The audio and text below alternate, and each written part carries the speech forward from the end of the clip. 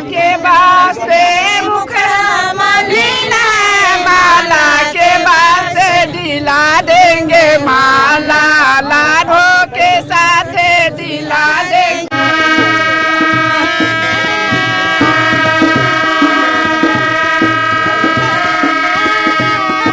नमस्कार, सभी का स्वागत है। जो आपने अभी लोकगीत सुना है उसके बारे में हम आपको बता दें कि यहाँ पर शादी समारोह चल रहा है। इस शादी समारोह का खास बात क्या है वो हम आगे आपको बताएंगे। कुल यहाँ पर 16 मिनट का जो कवरेज दिया गया है उसमें पूरा आप देखेंगे कि कैसे महायज्ञ के मंडप पर लड़का और लड़की का शादी संपन्न हुआ। हम आपको पूरा मामला बता दें। सामने दृश्य देख रहे हैं, जो मेहमान हैं, जो आसपास के समाज के लोग आए हुए हैं, जो बाराती हैं, सभी लोग यहाँ पर एंजॉय करने में लगे हुए हैं। लेकिन इस शादी की खास बात क्या है वो हम आपको बता दें। सबसे बड़ी बात जानकारी दे दें कि शिवशक्ति महारुद्र यज्ञ हायाघाट बाजार में हो रहा है। दरभंगा जिला के हायाघाट बाजार की अगर बात करें तो ये शिवशक्ति महारुद्र यज्ञ शुरू हुआ था। उस दिन की बात अगर करें तो हेमचंद्र सिंह ने जो बताया हमसे वो हम आपको आगे सुनाएंगे। लड़का लड़की का इंटरव्यू सुनाएंगे। जिस वक्त आप देख सकते हैं यहाँ पर पंडित जी यहाँ पर जो रस्म है वो अदा कर रहे हैं। शेयर और सब्सक्राइब इस चैनल को करिएगा। अब आपको पूरा मामला बता देते हैं। हायाघाट में हो रहे शिवशक्ति महारुद्र यज्ञ में हुआ है शादी। यज्ञ के आखिरी दिन हेमचंद्र सिंह ने अपनी पुत्री अंशु का किया है कन्यादान। याद में यहाँ पर देखें कि यज्ञ में आए महाराज आचार्य रामनयन शास्त्री के हाथों हेमचंद्र सिंह ने अपनी पुत्री अंशु का कन्यादान करवाया। सिर्फ 8 दिनों में सभी तैयारियों को पूरा कर लिया गया। हजारों लोगों को पत्र भेजकर निमंत्रण भी दिया गया। लड़की के पिता का नाम हेमचंद्र सिंह है। उनके 4 भाई हैं, नवल सिंह, रंजीत सिंह और मुन्ना सिंह। ये सभी लोग साथ में रहते हैं। और उनकी पुत्री जो अंशु है जिनकी शादी हो रही है उनके बारे में भी आगे बताएंगे। 2 पुत्र हैं उनके, दीपक कुमार सिंह, सुशांत कुमार सिंह, रजनीश कुमार सिंह और विक्की सिंह। ये सभी परिवार के लोग हैं।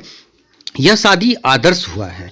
एक और खास बात है कि यह शादी आदर्श हुआ है जिसमें किसी तरह का मांग नहीं रखा गया था। मुजफ्फरपुर के गनियारी से ये बारात आया। सबसे पहले बारात का परीक्षण हुआ, उसके बाद ग्राम देवता का भ्रमण हुआ, उसके बाद लड़का और लड़की को ले जाया गया। ये लड़की देख सकते हैं यहाँ पर डोली में बिठाकर जो लोग हैं, जो उनके परिवार के लोग हैं वो ले जा रहे हैं।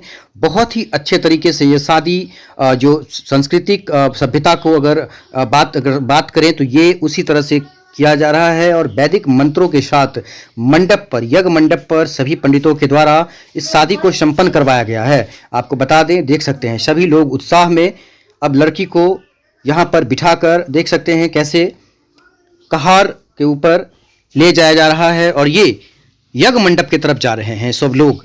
बहुत अच्छे तरीके से तैयारी। और सबसे बड़ी बात, सबसे खास बात हायाघाट के लिए भी कि किसी लड़की का शादी अगर हुआ होगा तो ये हायाघाट में हेमचंद्र सिंह ने अपनी पुत्री का शादी यज्ञ मंडप पर किया। ये इतिहास रहेगा और लोगों को आगे आना चाहिए, ऐसा अंशु ने बताया है।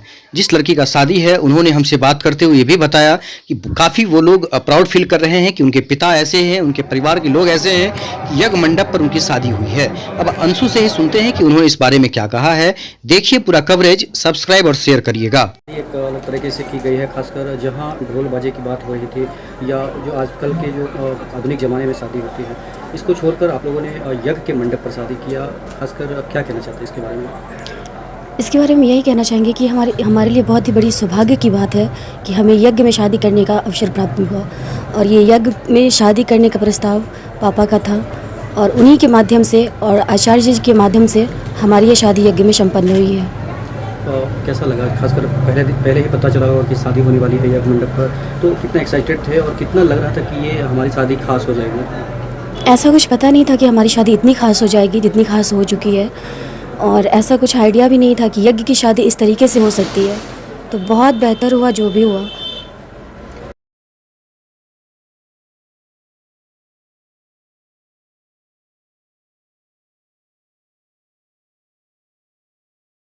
काम होगा वो आपको बताते होंगे पापा? जी। तो क्या आपने भी कुछ सलाह दिया था कि ऐसा होना चाहिए या ऐसा करना चाहिए? जी नहीं, ये जितने भी अरेंजमेंट हुआ है, जो भी सजावट या जो भी व्यवस्था की गई है, ये सब हमारे पापा और आचार्य जी के अनुसार की गई है। क्या कहना चाहते हैं अपने पापा के लिए और आज के दिन के लिए? मैं मेरे पापा के लिए यही कहूँगी कि ऐसे पापा भगवान सबको दे। और वो मेरे पापा ही नहीं हैं, मेरे मित्र हैं, मेरे माता हैं, मेरे पिता हैं। वो हर चीज़ है मेरे लिए। भगवान से बढ़ के अगर कोई होता तो वो मेरे पापा होते।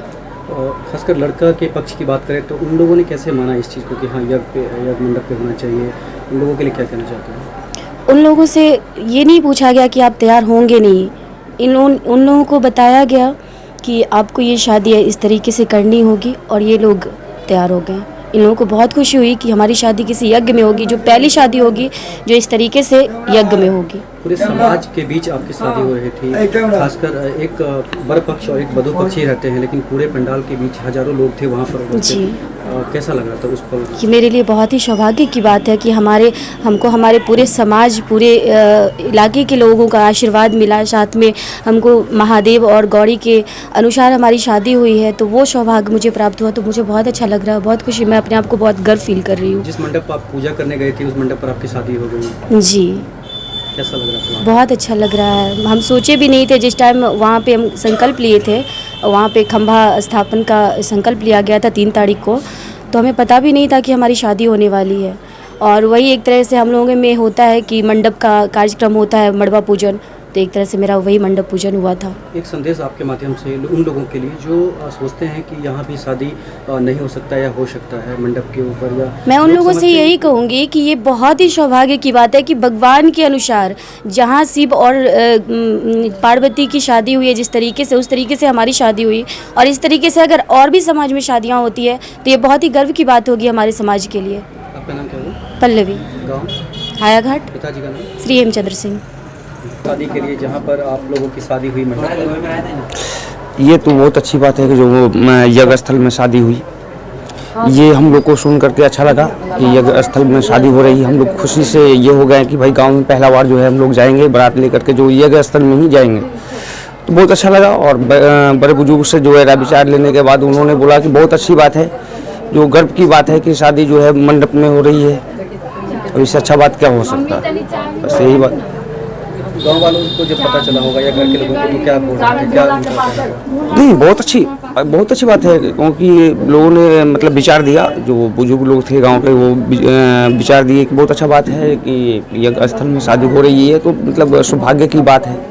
तो हम लोग भी जो है एग्री हो गए इस चीज़ के लिए, और रात की तैयारी करने के स्टार्टिंग कर दी और यहाँ तक आ गए हम लोग।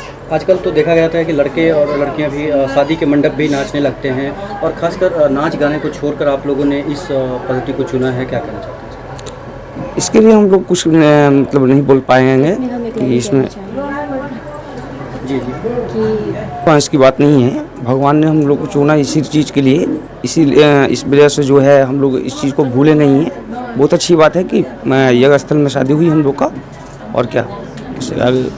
जहाँ यज्ञ का पूर्णाहुति था वहाँ पर शादी की तैयारी भी आप लोगों की चल रही थी, उस पल में क्या सोच रहे थे आप लोग? कुछ नहीं, बहुत अच्छा लग रहा था। सोच क्या रहे थे, ऐसा कुछ नहीं था।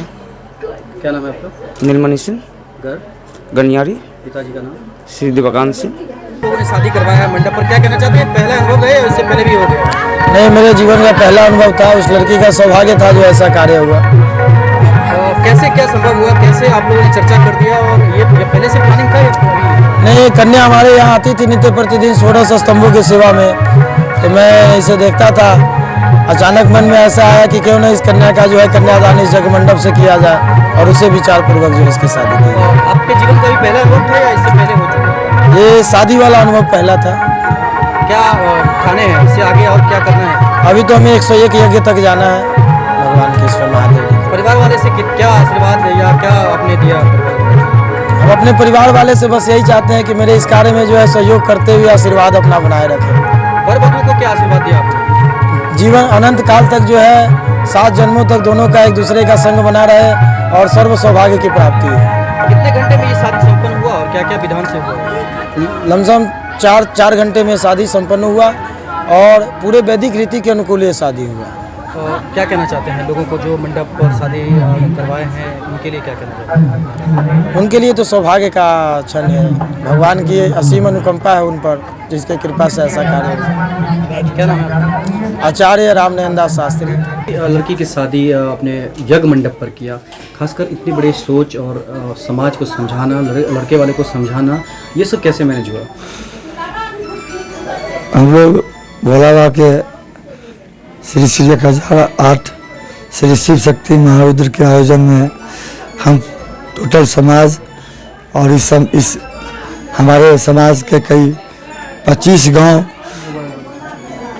के लोग लगे हुए थे और ये भगवान शिव की परम अनुकंपा है हम पर कि जगमंडप पर मुझे अपने लड़के की शादी करने का सौभाग्य प्राप्त हुआ।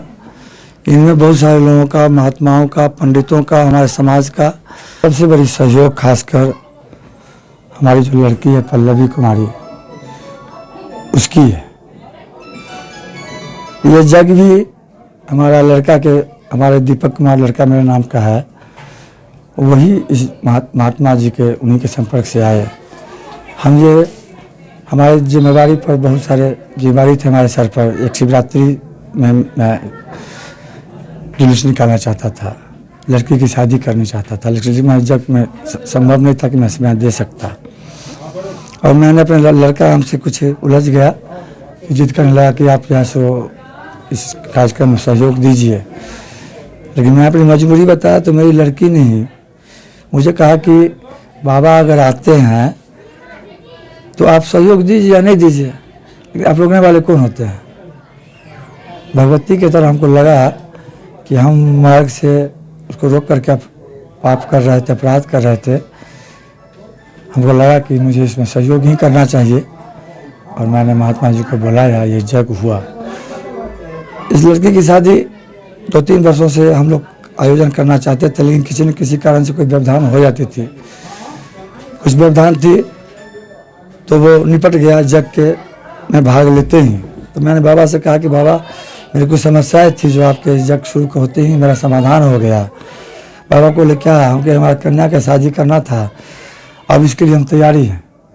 तो बाबा बोले कि तब तुम जग शुरू कर चुके हो और संकल्प ले चुके हो और कन्या की शादी करना है, तो इससे बस तुम्हारे सौभाग्य क्या होगा, मैं अनुमति देता हूँ कि तुम इस जग पर, मंडप पर अपनी लड़की की शादी करो।